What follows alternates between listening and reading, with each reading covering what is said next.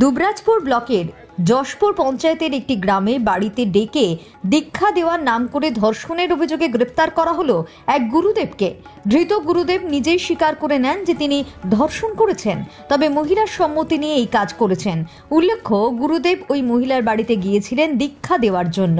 তার স্বামীও ছিলেন বাড়িতে, কিন্তু সুযোগ বুঝে ধর্ষণ করেন গুরুদেব। আজ তাকে দুবরাজপুর আদালতে তোলা হয়। উল্লেখ্য, পুলিশের পক্ষ থেকে জানা যায়, গতকাল রাত্রে ধর্ষণের একটি অভিযোগ পেয়ে 1 ঘন্টার মধ্যেই ধৃত উজ্জ্বল দাসকে গ্রেপ্তার করা হয়। ধৃতের বাড়ি দুবরাজপুর ব্লকের যশপুর পঞ্চায়েতের কৃষ্ণনগর গ্রামে। বলছি, আপনি কি ধর্ষণ করেছেন?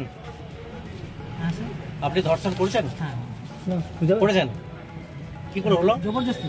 তাহলে এমনি দুজনে মিলে গিয়েছি। আচ্ছা, কে কে ছিল তখন? তখন কে ছিল? ফাঁকাই ছিল বাড়িটা? বাড়িতে ছিলাম, দরজা লাগা ছিল। আপনি কি স্বামীটাকে ডেকেছিলেন? হ্যাঁ, স্বামীকে আগে ডেকেছিলাম। স্বামীকে ডেকে শিক্ষা দেওয়ার পর স্বামী বাড়ি গেল, আমার স্ত্রীকে এলো। শিক্ষা দিয়ে আমার ফ্যামিলি যাই, শারীরিক সম্পর্ক হয়ে গেল। আপনার নামটা? উজ্জ্বল।